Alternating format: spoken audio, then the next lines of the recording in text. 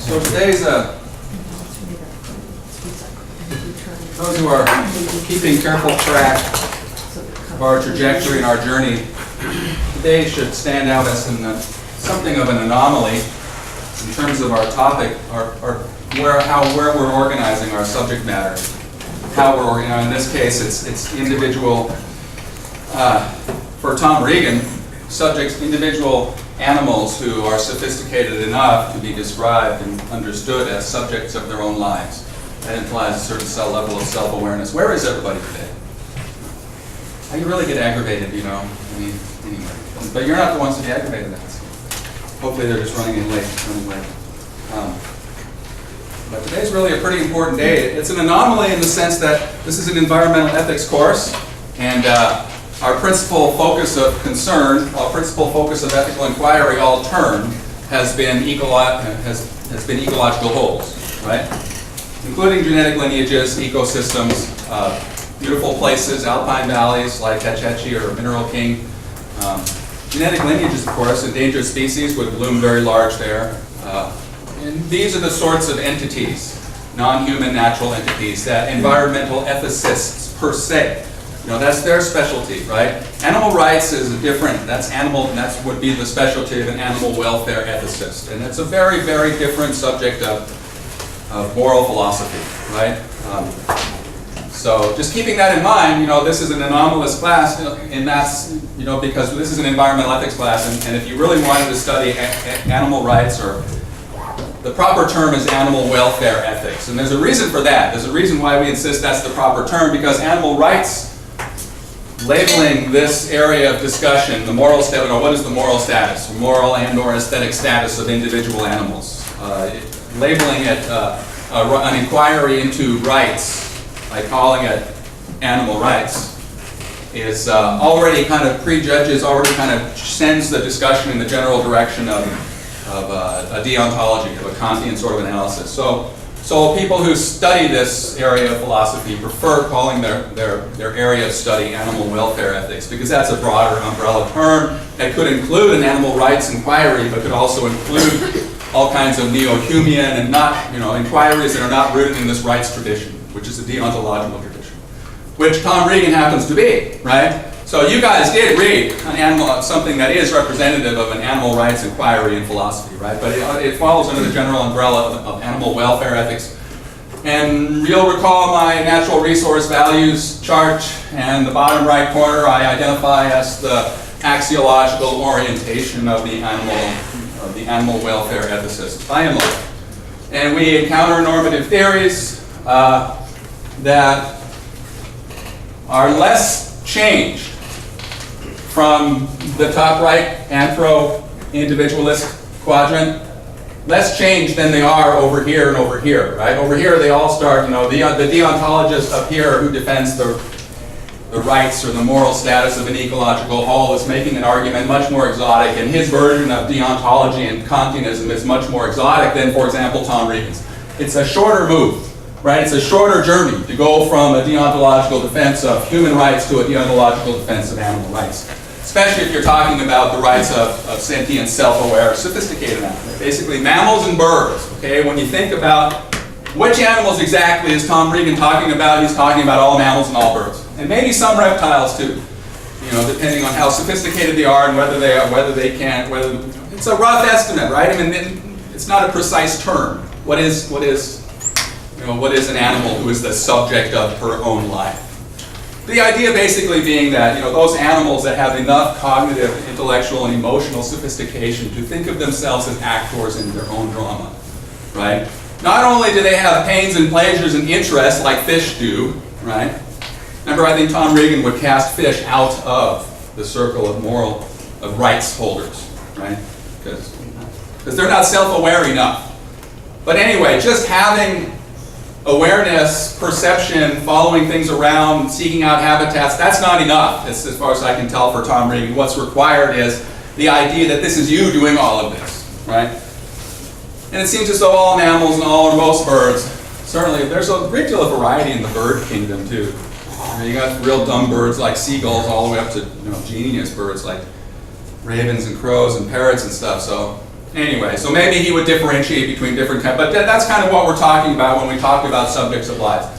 But anyway, getting back over here to the individualistic, more than anthropocentric axiological orientation, which is the orientation adopted by all animal welfare ethicists. At least while they're defending animal welfare, right? I mean, they might also be environmentalists and like hanging out with these guys, and they might also defend the rights, you know, the moral status of an ecosystem too. But by and large, the arguments you find to defend the idea that some kinds of non-human animals have moral status, they're all coming from this axiology. And you'll find them all lined up. Remember, they're always in the same order, from least objectivistic, which is their metaethics, right? Their notion of what values in nature actually are. You know, what is the being of a value in nature, right? The more objectivistic you are, the more you believe that values in nature are just as real, or somehow, in some sense, as real as the solidity of the wall, right? Anyway, the utilitarians are kind of known for their, you know, they're very resistant to any kind of objectivism. So they're always kind of way over here. Peter Singer is the utilitarian animal welfare ethicist. Okay, Peter Singer is the guy that I had my fly on zip. Isn't that terrible? Good thing we have such poor attendance today. But I'm also standing behind here. So I didn't even need to admit that, right? I could have done that discreetly. But this is the real me. Anyway, but you'll find them, right? Remember, up here, traditional ethics, if we were just studying euthanasia and abortion, stuff like that, right? We wouldn't need to consider the moral status of anything except humans. But we'd still find the same normative theories, right? We find the big three, and then depending on who was teaching the class, we might study some natural law theory too. But we'd certainly find the utilitarians, the virtue ethicists, and the deontologists, right? And we find them over here in the animal rights crowd too, right? They've just adopted a significantly different perspective on what counts as having moral status, right? It turns out that Peter Singer's utilitarian discussion, utilitarian defense of the moral status, of the moral considerability of non-human animals, is more encompassing, it turns out, because sentience is a lower threshold, right? As far as I can tell, Singer goes all the way down to shrimp. And then when it comes to an oyster, that's where he might draw the difference, right? He might say, okay, well, the oyster's just lying there, not really moving around, not sentient as far as we know, but the shrimp, he moves around, she tries to avoid things that might harm her, right? So anyway, so everything from a shrimp on up for Singer, who we didn't read, right? But he's the utilitarian. Then there's a whole host of virtue ethicists who are working in animal welfare ethics. And then there's a whole host of deontologists like Tom Regan. And there probably are a few natural law theorists too. St. Francis, I mean, the original St. Francis could probably be considered some kind of a natural law theory animal welfare ethicist. Right? He would go up on the roof and feed all the birds, right? And he would talk to them. And he would talk to them, address them as individuals.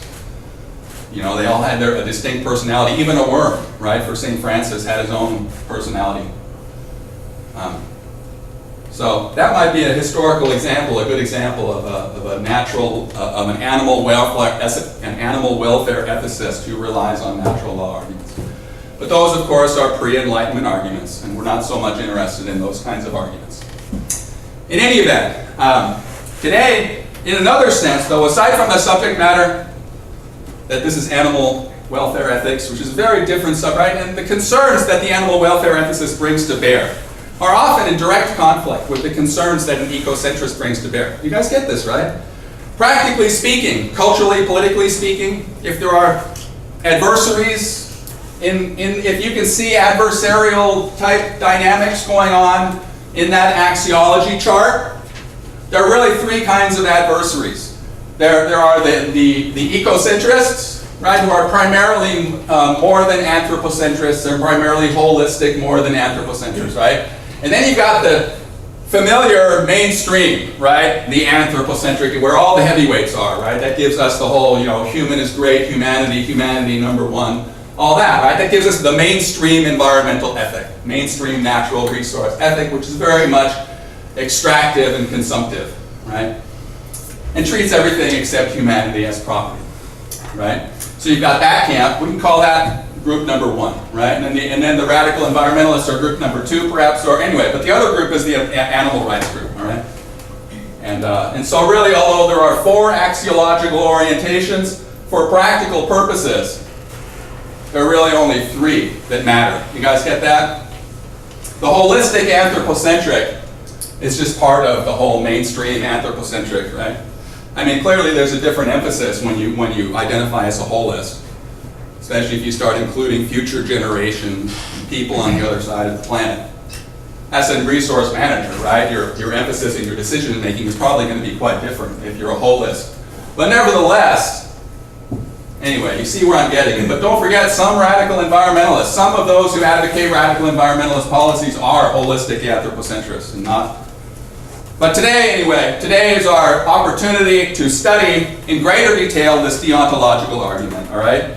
And it may seem odd that the reason we're studying animal rights is because we want to learn more about deontological argumentation, deontological moral reasoning, right? Because we want to learn more, what, in the end? In the end, we want to learn more about deontological reasoning as it's applied by radical environmental thinkers like Holmes Rolston, okay, who we'll read next. Really, that's what we're doing today, is we're just trying to set up a broader understanding of that to which we have moral obligations, all right?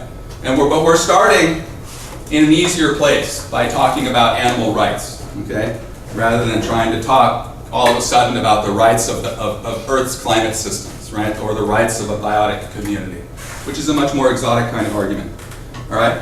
So today, it's not, in a sense, in this other really important sense, today is not really an anomaly, because we're still trying, philosophically, it's not an anomaly. We're following this general trajectory of trying to understand a non-consequentialist, more than anthropocentric environmental ethic, okay?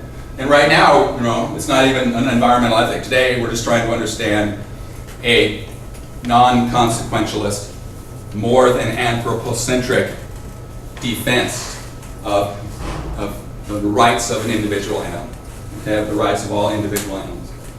All right, what's at stake here? Ultimately, politically, let's just put all our cards on the table, along with our mentor for the day, Tom Regan. And he's most interested in the abolition of the use of animals for all except vital human needs, okay? And that exception would be very small for Tom Regan. I would suggest, I don't know about politically, practically, where they come down, who's more radical, right? Who's been arrested more times, Peter Singer, the utilitarian, and his gang, or Tom Regan, the Kantian, and I don't know, right?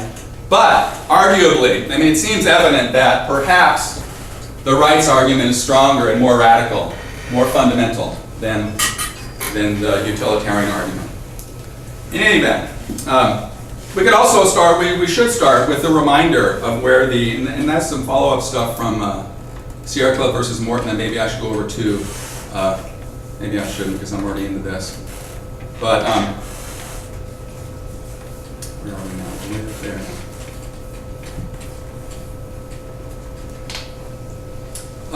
Anyway, Regan is coming up with an argument that he thinks is going to knock you all over the head if you still eat meat, right? Notice I say still, right? Because he would assume that.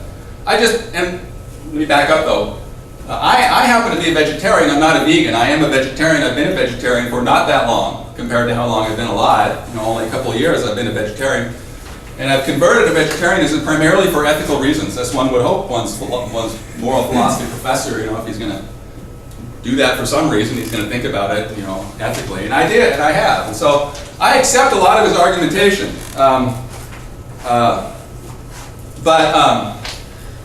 But I also, but we also put all that, we leave all that at the door, okay? So nobody's making any judgments, we're trying to understand how it might be possible to think about a non-human individual animal as having direct moral status, all right? Directly morally considerable.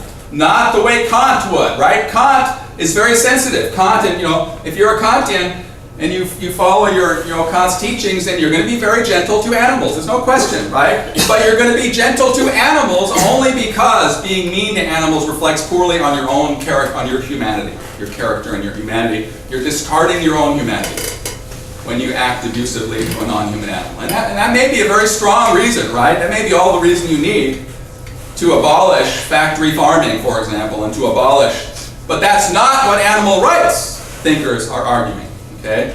That is the anti-cruelty argument, right? Cruelty degrades the human character, degrades the character of the person doing it, right? So the anti-cruelty argument is, in the end, that's what Kant gives us, right? An anti-cruelty argument, human-centered argument.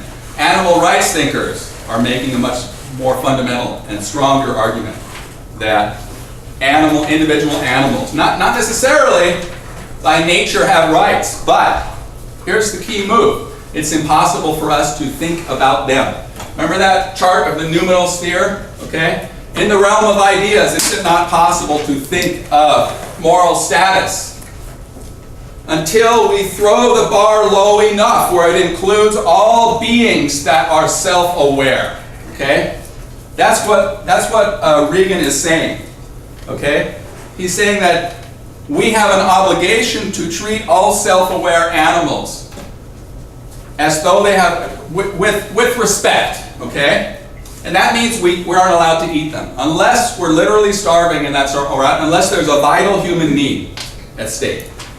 Okay, so Regan comes out against eating meat. He comes out against animal experimentation. He comes out against circuses and amusement parks and zoos, right? He comes out against this whole range of practices that are considered normal and mainstream, okay? And that a lot of people have invested a lot, in money and labor and concern, right?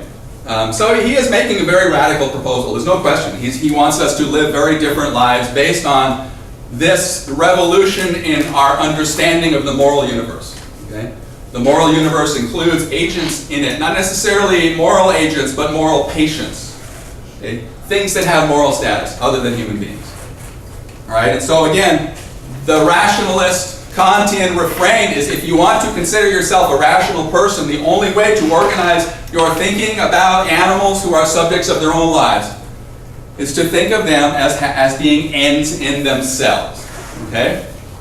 So any complete reduction of an animal who is the subject of his or her own life, any reduction of such an animal is morally wrong, right? And then your professor stamps his foot, indicating it's non-consequentially wrong, right? Consequences be damned. You might be helping, it might be a turkey dinner for thousands of homeless people, right? Well, in this one instance, we can kill a few turkeys, can't we? No.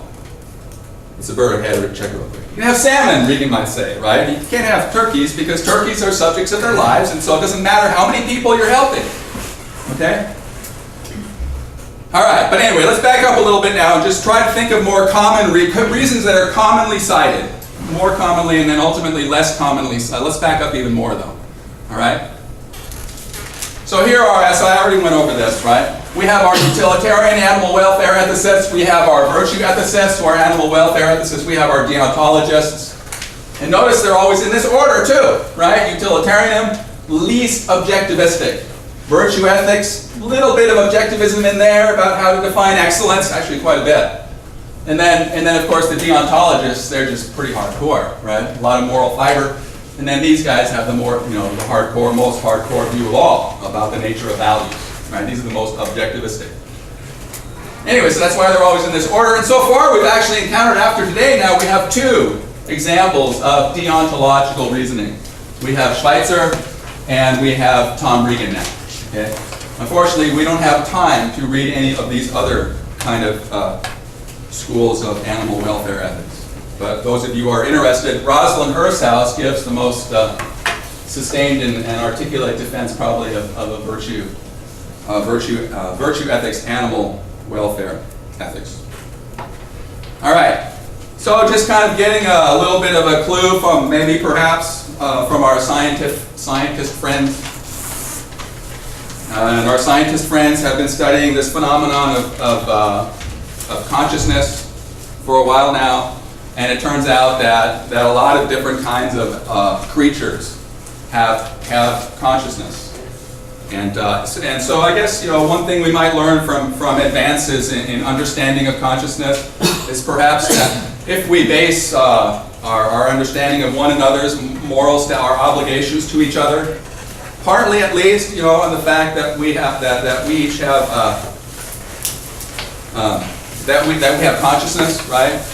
Then perhaps we need to start thinking about perhaps the lines are not as clearly drawn between entities that we have obligations to, namely humans, right? All humans, and then maybe some dolphins too, and then don't, right? It's not that clear because you find consciousness. For example, octopuses are mentioned here.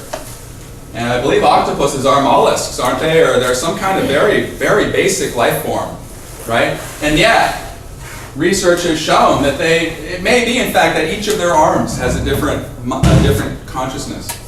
But anyway, it's just fascinating. But if you're interested, go study. But the point here is that the weight of evidence indicates that humans are not unique in possessing the neurological substrates that generate consciousness. All right. So perhaps part of what an animal welfare ethicist is arguing is that biology teaches us that animals, there's just a lot more going on there, right? And that probably is going to affect, right? Because we built up our notions that we don't owe anything to animals on the basis of an older view, right? In the 17th century, culture was, evidently some aspects of culture were perfectly okay with the idea that, in fact, a dog didn't even have a mind and didn't even really feel anything. Okay, so we've changed quite a bit since then, but that's sort of the epistemological framework, right, that we've inherited in our heavily science-based, right, since Enlightenment. The idea of us having moral obligations to non-human animals has evaporated. And not that it was that strong before, but anyway, why? Because science tends to empty out all of nature, empty out the interiority of nature and turn nature into just a brute object, right? And so in the 17th century, you found doctors, people doing medical research, performing the most ghastly vivisective experiments on animals involving, vivisection is where they're still alive and you're cutting them open. And Descartes, who is famous for, he's the guy that whenever you encounter the word Cartesianism and the Cartesian subject-object dualism, he's absolutely foundational to Western philosophy from the 17th century onward, right? And yet this man is hanging a dog by his feet from a ceiling and cutting the dog. And this man has influenced our culture at such a deep level, right? I don't mean, to shock people, but this is kind of where our history comes from, right? And yet science itself, we don't need to get all cosmic, and woo-woo, science itself, very sober-minded people are pointing out to us that the boundary line between human consciousness and whatever else all these other animals have is not as hard and fast and strong and clear as people have assumed for so long, right? And that all goes together with Darwin, right? Darwin reintroduces humanity to the animal world, right? That's what Darwin does, and we have to. And now we're still in the process of relearning our continuity with nature, but we still think of ourselves as separate. And one consequence of that is thinking of our moral obligations as applying only to human beings. And many people who study animals believe that that's just empirically mistaken, right? Anyway, I've thought about this and come up with 5 different classes if we're going to think this way. Now remember, this way of thinking about anything in our subject matter goes against ecocentrism, goes against metaphysical holism, all right? Keep all this in mind as we're going along. And one simple response to this whole typology and to the whole business of trying to assign moral status to particular species of animals, right? One response to all that is just to say, look, we gotta act out of respect for the whole. And in some cases, some individuals are going to suffer and die, right? And I don't want to be the one to identify which ones are more valuable than others. They're all valuable, and what we need to do is to make our decisions on the basis of what's good for the whole. Okay? So in a sense, you could say, right, if you're an ecocentrist, you could say all these distinctions, you know, that's all right, that's kind of interesting, and they do reflect a certain cultural customs, you know, certain cultural customs we do have. We do tend to think of animals that are more sentient, that have greater intelligence, as somehow having more moral status, don't we? We do, in a way. So in a way, this kind of reflects the way a lot of people think. But from an ecocentrist standpoint, it's not. They're not going to be that interested in it, right? This is something that animal rights thinkers, animal welfare thinkers are interested in, but not necessarily ecocentrists or environmentalists. All right.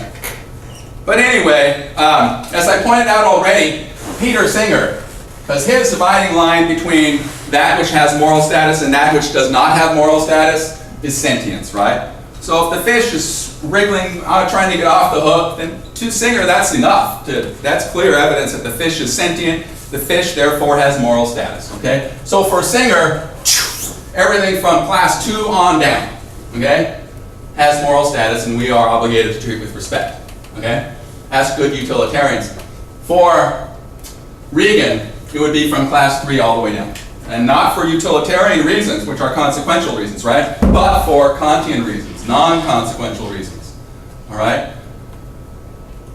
And one hallmark, well, you might ask, and this is really kind of the key question. The way I approach all of this, the deontologist is always making the argument that natural entities with such and such characteristics are ends in themselves, have to be, can only be rationally thought of as ends in themselves. Okay? And along with that recognition comes a sense, just calls out our heart, a sense of obligation, a sense of responsibility. Right? That's the hallmark. And so then the key question is, well, what are those characteristics? Well, it's like a magic box, right? And the Rollstonians, who are deontologists, are saying something kind of bizarre, because they want to put ecosystems and genetic lineages in the magic box and saying those are things that we can't rationally instrumentalize. Okay? And that's more exotic, right? All Regan wants to put in the box is self-aware animals, right? Animals that have a certain level of intellectual and emotional sophistication, right? And that makes a lot more sense, right?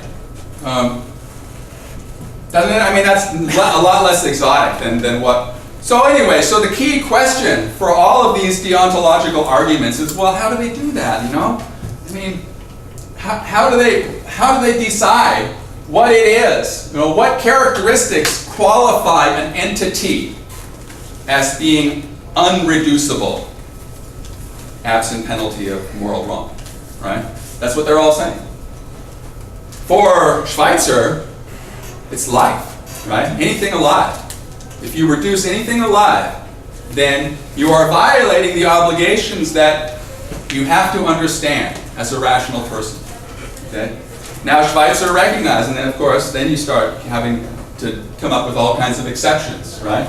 And justify them. And this is such a short class, we didn't have time to go into that. Schweitzer. But all these authors all these deontologists do have to come up with some, and Regan does too, right? Regan has his little mediating principles. What do you do when there are conflicts between your obligations to humans and your obligations to non-humans, right? And as we'll see, Regan does allow for preferential treatment of humans. Okay?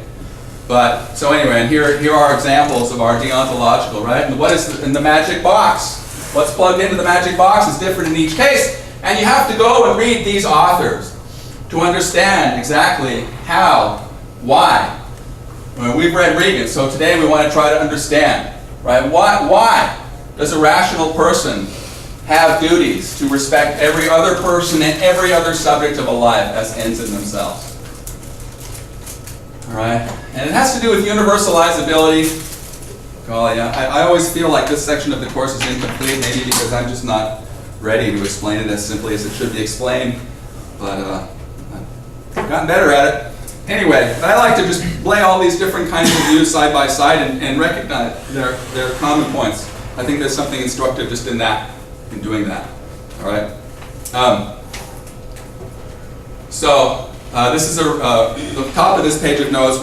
It's again a reminder that now we're talking about individual animals, our moral obligations to individual animals or individual living beings, and not to land, air, water, wildlife, not to ecosystems. All right. And these are commonly cited reasons, and we get increasingly more exotic as we go down the list here. But none of this is, we don't really get into philosophical arguments until we, until we get into, custom and convention. You guys understand that moral truth is always differentiated from custom and convention, right? Well, if you believe that moral truth is dictated by custom and convention, what would you be called by a philosopher? What would you be? Big word, what letter does it start with? Oh, come on, if you believe that all moral truth, and in fact truth in general, is just a function of custom and convention, and who gives a crap, dude? Then you're a relativist, of course, right? And we're way beyond that, right? And again, religious reasons, that's out of bounds too, right? You're not a relativist here, although a lot of religious people I've spoken to, a lot of fundamentalists, hardcore fundamentalists, turn out, I think, in the end to be kind of relativists, because in the end they just go, whatever, this is what I believe, that makes me feel good or whatever. But I don't care if other people, anyway, it's weird. But the point is that these are not philosophical reasons, right? Custom and convention, that's like being in high school, where the person who can flip her hair the best, most cutest way wins all the arguments, right? Or the dude who has the most expensive, Air Jordan sneakers or something wins all the arguments, right? It's just because he's got custom and convention, but there's no philosophy going on, right? And same thing with religion. When you appeal to a religious reason, well, God made us, and He made us superior, right? Well, that's not a philosophical reason. You're just appealing to authority, right? And that's not philosophical. That's out of bounds. You can't. That's just an appeal to authority, right? Capacity. Now, perhaps, right? And these are commonly cited. But then capacity for language. What about bees?